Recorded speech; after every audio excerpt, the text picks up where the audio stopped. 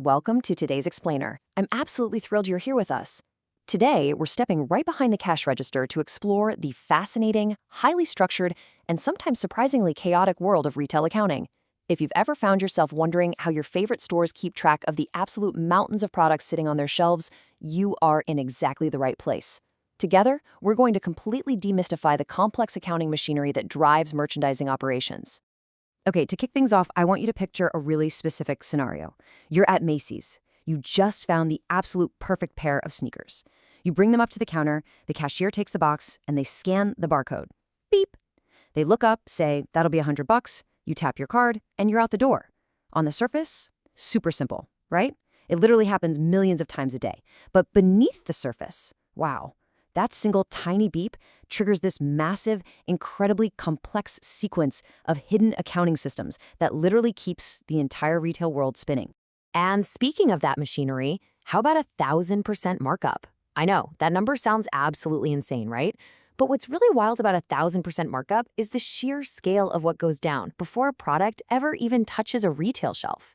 We're going to dive deep into the eye-popping economics of retail inventory that made percentages like this not just possible, but completely standard practice in some major industries.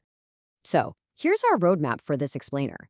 First, we'll look at the retail difference. Second, the markup secret. Third, purchasing and credit terms.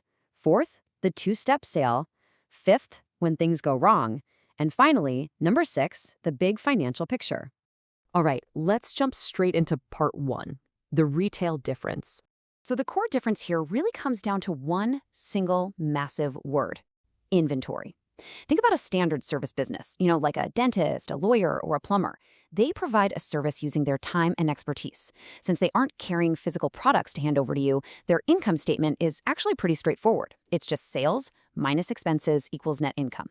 But a merchandiser, a giant retailer like Macy's, their whole entire business model is built around buying and selling physical inventory.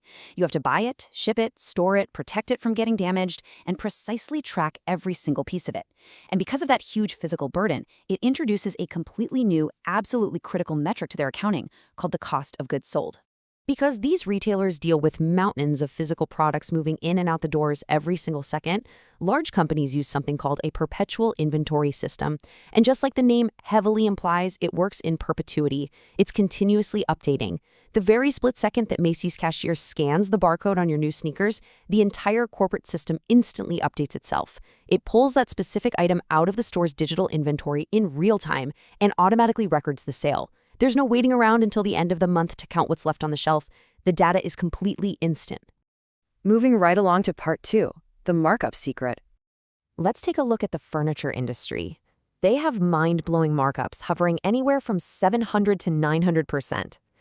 Imagine buying this gorgeous, heavy, high-quality bedroom set for $1,000 at a place like Bob's Discount Furniture. You probably walk out feeling like you got an absolute steal, right? But let's rewind and trace that physical inventory back to its origin. The manufacturing cost in countries like Vietnam, India, or China is heavily tied to labor. Because global living costs are so vastly different, frontline manufacturing workers over there might make 30 to 50 cents an hour.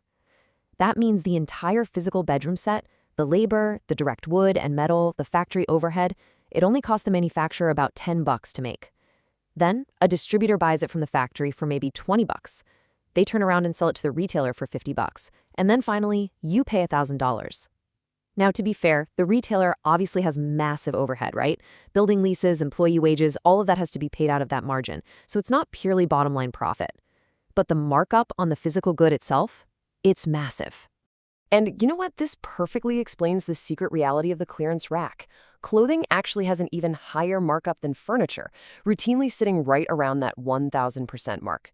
Think about when you go to the back of a department store and you find a shirt with a $50 suggested retail price, slashed all the way down to just $5 on a dusty clearance rack. You're probably thinking, man, there is no way the store is making money on this. They're practically giving it away. Well, actually, scratch that. You'd be totally wrong. The retailer probably bought that exact shirt from a distributor for somewhere between 75 cents and $1. So even at that rock bottom end-of-the-line price of $5, they're still locking in a solid $4 gross profit. Okay, let's look at part 3, purchasing and credit terms. So how do businesses actually pay for all this stuff without running out of money? Let's decode a secret little phrase you'll constantly see on vendor invoices. Look, cash is king in any business, right? You want to hold on to your cash as long as humanly possible so you can actually run your operations. So businesses establish credit terms with their vendors.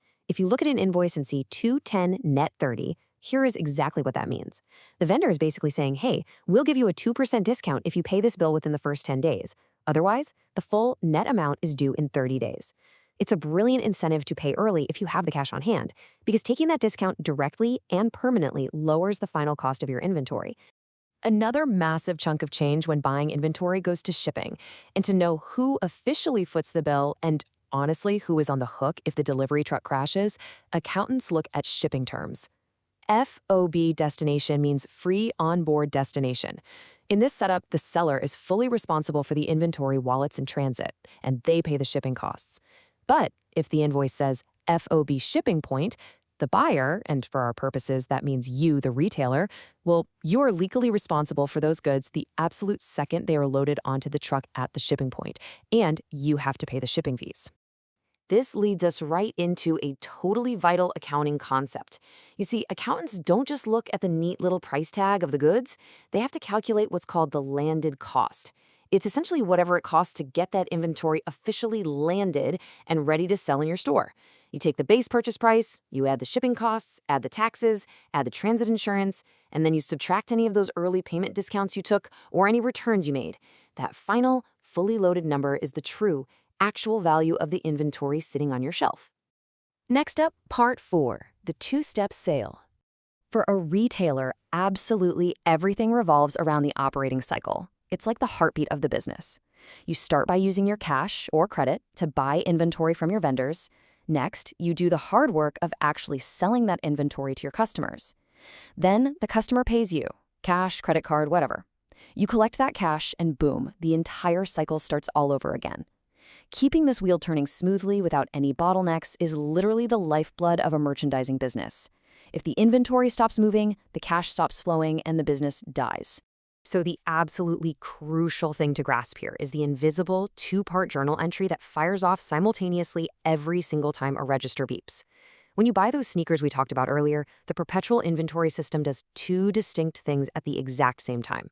First, it records the revenue. It increases cash and increases sales by the $100 you paid. Second, it records the cost. It recognizes the $20 cost of goods sold, and it immediately reduces the inventory asset account by $20. Every single time physical merchandise is sold, whether it's a pack of gum or a whole refrigerator, it demands these two exact steps behind the scenes.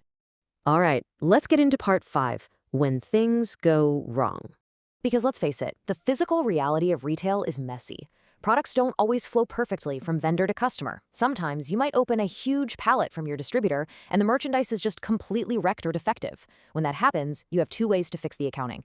You can issue a purchase return, where you literally pack the junk back up, ship it back, and reduce what you owe the vendor. Or you accept a purchase allowance. This is where the vendor basically says, hey, keep it, don't bother shipping it back, but we'll give you a really steep discount. Either way, you have to be super precise and adjust your inventory value and your accounts payable to make sure your books stay perfectly balanced. And then, unfortunately, there's the absolute bane of retail, shrinkage. Even if you have a highly advanced, practically perfect perpetual inventory system, the real world gets in the way. Things fall off shelves and break, boxes get lost in the back, or, items get stolen. That is why businesses have to periodically stop everything and do physical audits, literally counting what is actually sitting on the shelves. There's this famous, almost tragicomic story from Sears back in the day. Auditors were physically counting inventory in the backstock room, and somehow they discovered they had lost entire television sets on the books. Like, how do you physically misplace a massive TV? Well, it happens. And when the physical count doesn't match the computer system, that loss is officially called shrinkage. As an accountant, you have to reduce your inventory asset and increase your cost of goods sold, which takes a direct, really painful bite right out of your net income. Finally, we arrive at part 6, the big financial picture. Ultimately, retailers use what's called a multi-step income statement. Why? Because it gives absolutely vital detail to managers and investors. Unlike a simple service business, a retailer first takes their total sales and immediately subtracts that all-important cost of goods sold number. That gives us the gross profit. And I really want to emphasize this. Gross profit is the profit earned solely on the merchandise itself. It is the very first major hurdle a retailer has to clear before they can even think about paying the electric bill. From that gross profit, you then subtract all your operating expenses, your rent, payroll, marketing, to finally arrive at your true net income. And finally, we use all of these numbers to check a company's survival pulse. We call this liquidity. Basically, how fast can a business convert its assets into hard cash to pay its immediate bills? The current ratio looks at all current assets over all current liabilities. But what's really fascinating for retailers is the acid test ratio. It looks at quick assets like cash and receivables, but it entirely excludes inventory. Now, why on earth would we ignore inventory? We'll look at a company like Bed Bath & Beyond right before they went under. For years, they had massive amounts of merchandise stacked to the ceiling in every single store. Hundreds of millions of dollars in inventory, but virtually zero actual cash to pay their immediate bills. Because physical inventory is so incredibly slow and difficult to liquidate in a crisis, the acid test ratio strips it out completely to reveal a retailer's true immediate financial health. And that wraps up our deep dive into merchandising operations. We've uncovered those massive hidden markups lurking on the clearance rack. We've decoded the credit terms that keep a business's cash flowing. And we've revealed the intricate two-step journal entries firing off instantly behind every sale. So I want to leave you with a thought to ponder.